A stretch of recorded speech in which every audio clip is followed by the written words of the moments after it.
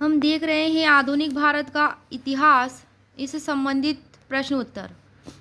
प्रश्न नंबर 1 है, प्रथम आंग्ल मराठा युद्ध कब हुआ, किनके मध्य में हुआ था? तो इसका आंसर होगा 1775 से 82 ईस्वी तक, लगभग 7 वर्ष तक प्रथम आंग्ल मराठा युद्ध चला। मराठों की ओर से रघुनाथ राव, जिनको राघोबा के नाम से भी जाना जाता था, उनके और अंग्रेजों की ओर से वारेन हेस्टिंग्स के मध्य हुआ था। रिलेटेड फैक्ट है इस क्वेश्चन के, 1775 ईस्वी को बम्बई सरकार ने रघुनाथ राव के साथ सूरत की संधि की थी, परंतु कलकत्ता कौंसिल ने सूरत की संधि को अनुचित बताया और मार्च 1776 में पुरंदर की नई संधि की।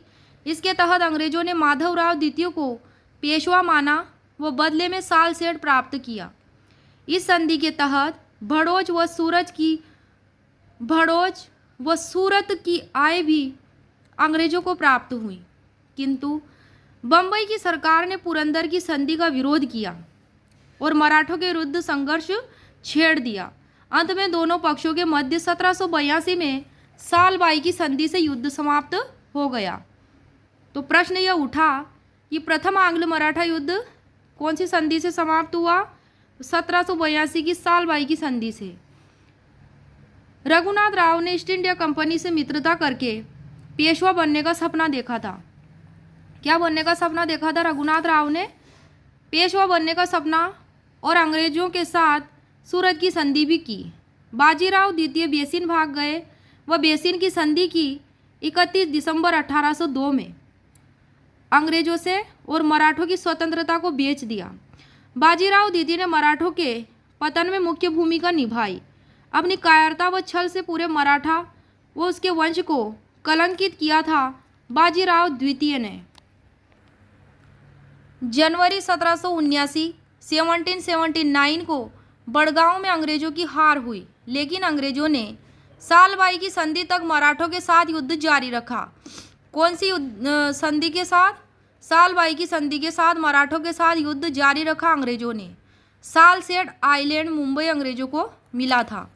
प्रश्न नंबर 2, सालबाई की संधि कब हुई और क्यों, क्या इसमें बातें हुई? ये 1782 में हुई थी।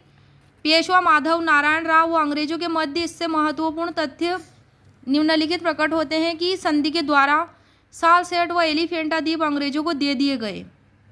अंग्रेजों ने माधव नारायण राव को पेशवा स्वीकार कर लिया। पेशवा द्वारा रघुनाथ राव को पेंशन मिलने लगी। अंग्रेज व मराठाओं ने भविष्य में एक दूसरे पर आक्रमण न करने का आश्वासन दिया कि आपस में नहीं लड़ेंगे सालबाई की संधि के तहत। प्रश्न नंबर 3, द्वितीय आंग्ल मराठा युद्ध कब हुआ था? यह 1803 से 1805 ईस्वी के मध्य लगभग 2 वर्ष तक हुआ था। तत्कालिक कारण था इसका फ्रांसीसी आक्रमण का भय। वेलेजली गवर्नर जनरल बनने के बाद समस्त भारतीय राज्यों को कंपनी के अधीन लाना चाहता था, जिससे फ्रांसीसी आक्रमण के भय से बचा जा सके, क्योंकि लॉर्ड वेलेजली को यही डर सताता था कि कहीं फ्रांसीसी उनसे आगे ना निकल जाए, तो उनके आक्रमण के भय से वह इनकी सहायता लिया करता था। इसके लिए उसने सहायक संधि की नीति अपनाई,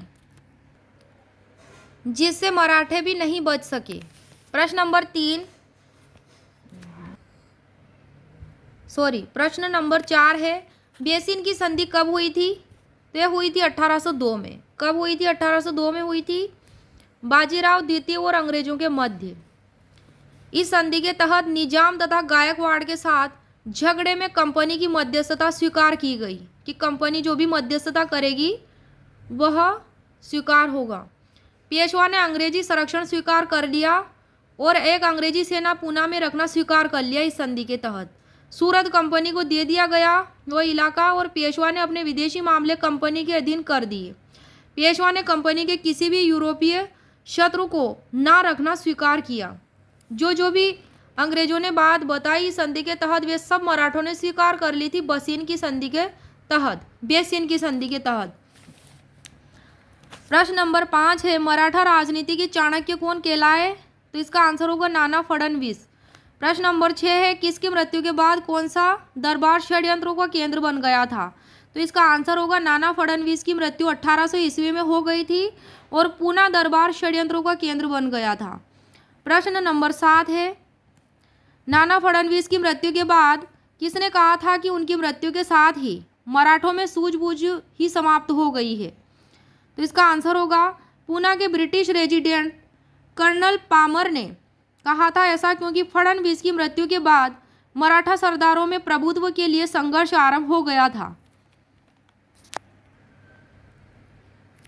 प्रश्न नंबर 8 है, बाजीराव द्वितीय ने भागकर बेसिन में शरण क्यों ली थी?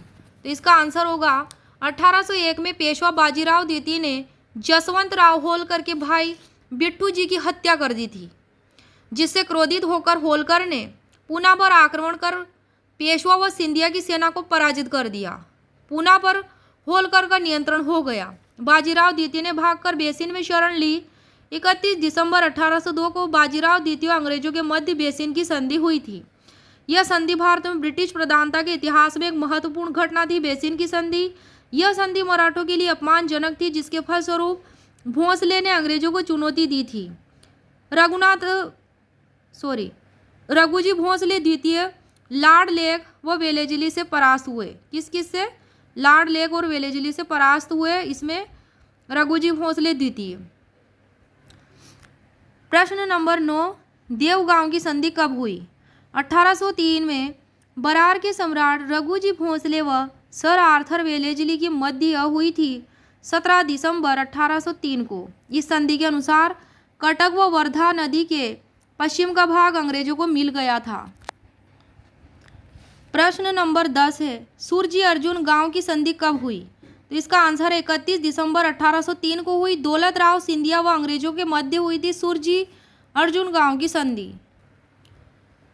सुरजी अर्जुन गांव की संधि के अनुसार गंगा तथा यमुना के क्षेत्र कंपनी को दे दिए गए ईस्ट इंडिया कंपनी को। प्रश्न नंबर 11, राजपुर घाट की संधि पर हस्ताक्षर किन किन के बीच हुए थे? तो इसका आंसर होगा अंग्रेजों और यशवंत राव होलकर के मध्य। इस संधि के अनुसार होलकर को अपना खोया राज्य मिल गया था, लेकिन उसे बुंदेलखंड व चंबल नदी के उत्तर में अपने दावों को त्यागना पड़ा था। इस संधि के अनुसार अंग्रेजों ने उनसे वायदा किया कि वे मालवा और मेवाड़ में उनकी संपत्ति में हस्तक्षेप नहीं करेंगे। यह संधि द्वितीय आंग्ल मराठा युद्ध के परिणामों में से एक थी और इस संधि ने इस युद्ध का अंत सुनिश्चित किया। प्रश्न नंबर 12 है, तृतीय आंग्ल मराठा युद्ध कब हुआ? यह 1817-18 में हुआ। तृतीय आंग्ल मराठा कब हुआ? 1817-18 ईस्वी में। मराठा प्रमुखों में पेशवा बाजीराव द्वितीय क्या थे? नेतृत्व करता थे मल्हार राव होलकर और मुधोजी द्वितीय भोंसले। इन्होंने इस युद्ध में ब्रिटिश, इनका दूसरा नाम माधोजी भी था, माधोजी द्वितीय भोंसले भी। इन्होंने इस युद्ध में ब्रिटिश ईस्ट इंडिया कंपनी के विरुद्ध संयुक्त मोर्चा बनाया था। दूसरी ओर युद्ध में जनरल लॉर्ड हेस्टिंग्स के नेतृत्व में जॉन मेलकम, थॉमस हिस्लोप, फ्रांसिस रोडन और हैदराबाद का निजाम आसफ जाह तृतीय, इसमें मराठों की हार हुई थी। तृतीय आंग्ल मराठा युद्ध में मराठा प्रमुख दौलत राव सिंधिया को ब्रिटिश ईस्ट इंडिया कंपनी द्वारा लगाए गए राजनीतिक दबाव से गठबंधन से दूर रखा गया था। इसको दौलत राव सिंधिया को अलग रखा गया था। यह ब्रिटिश ईस्ट इंडिया कंपनी और मराठा साम्राज्य के बीच अंतिम निर्णायक युद्ध था, तृतीय आंग्ल मराठा युद्ध। पेशवा बाजीराव द्वितीय की अंग्रेजों के सामने नहीं चल पाई। वह अंग्रेजों ने उन्हें 8 लाख की वार्षिक पेंशन पर कानपुर के निकट बिठूर भेज दिया। वे मराठा के अंतिम पेशवा थे। बाजीराव द्वितीय और उस समय लॉर्ड हेस्टिंग्स बंगाल के गवर्नर जनरल थे। गवर्नर जनरल का उद्देश्य था हेस्टिंग्स का कि अंग्रेजों को भारत में सर्वश्रेष्ठ शक्ति बनाना। हेस्टिंग्स ने पिंडारियों के विरुद्ध अपने अभियान की शुरुआत की, जिससे मराठों के प्रभुत्व को चुनौती मिली। इस युद्ध में मिली विजय के फलस्वरूप हेस्टिंग्स ने पेशवा बाजीराव द्वितीय से पूना की संधि की, मुधोजी द्वितीय भोंसले से और नागपुर पेशवा बाजीराव द्वितीय से तो पूना की संधि की, माधोजी द्वितीय भोंसले से नागपुर की संधि की और सिंधिया, दौलत राव सिंधिया से ग्वालियर की अपमानजनक संधियां करने के लिए विवश किया। आंग्ल मराठा, तृतीय आंग्ल मराठा युद्ध के बाद अपमानजनक संधियां की गई। प्रश्न नंबर 13 है, पूना की संधि कब हुई? तो यह हुई थी 1 जून 1817 को ईस्ट इंडिया कंपनी और पेशवा बाजीराव द्वितीय के बीच में। इस संधि के फलस्वरूप नर्मदा नदी के उत्तर में और तुंगभद्रा नदी के दक्षिण में अंग्रेजों का नियंत्रण हो गया था। प्रश्न नंबर 14 है, ग्वालियर की संधि कब हुई थी? तो यह नवंबर 1817 को हुई थी। महादजी सिंधिया और अंग्रेजों के बीच हुई थी, जिसके अनुसार महादजी सिंधिया पिंडारियों के दमन में अंग्रेजों का सहयोग करेगा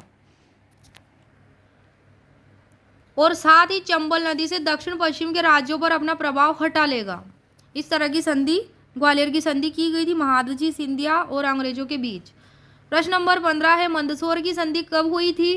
तो इसका आंसर होगा 6 जनवरी 1818 को सर थॉमस हिस्लोप और मल्हार राव होलकर द्वितीय के बीच मंदसौर की संधि पर हस्ताक्षर मालवा क्षेत्र में महिदपुर की लड़ाई के बाद किया गया। इस संधि के द्वारा होलकर ने सतपुड़ा पहाड़ियों का दक्षिण भाग अंग्रेजों को दे दिया। प्रश्न नंबर 16 है, तृतीय आंग्ल मराठा युद्ध कौन सी संधि पर समाप्त हुआ?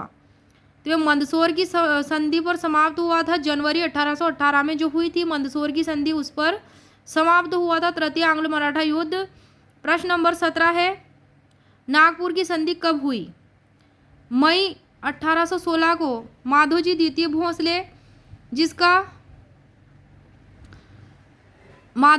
भोंसले, जिसका नाम अप्पा साहब भी था, और अंग्रेजों के मध्य हुई थी नागपुर की संधि।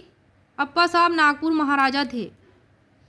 प्रश्न नंबर 18, कौन से युद्ध में पेंशन देकर पेशवा बाजीराव द्वितीय को पेंशन देकर कानपुर के पास बिठूर भेज दिया गया था? इसका आंसर होगा किर्की के युद्ध में, जो कि 5 नवंबर 1817 को लड़ा गया था। इसमें पेशवा बाजीराव द्वितीय पराजित हुए थे। इस युद्ध में किर्की के युद्ध को खड़की का युद्ध भी कहा जाता है, खड़की युद्ध। प्रश्न नंबर 19 है, बालाजी विश्वनाथ की मृत्यु के बाद कौन पेशवा बना? बाजीराव प्रथम। ये शिवाजी के बाद गुरिल्ला युद्ध के सबसे बड़े प्रतिपादक थे। इन्हें लड़ाकू पेशवा भी कहा जाता है, बाजीराव प्रथम को। बालाजी विश्वनाथ की मृत्यु के बाद इनके पुत्र बाजीराव प्रथम पेशवा बने थे।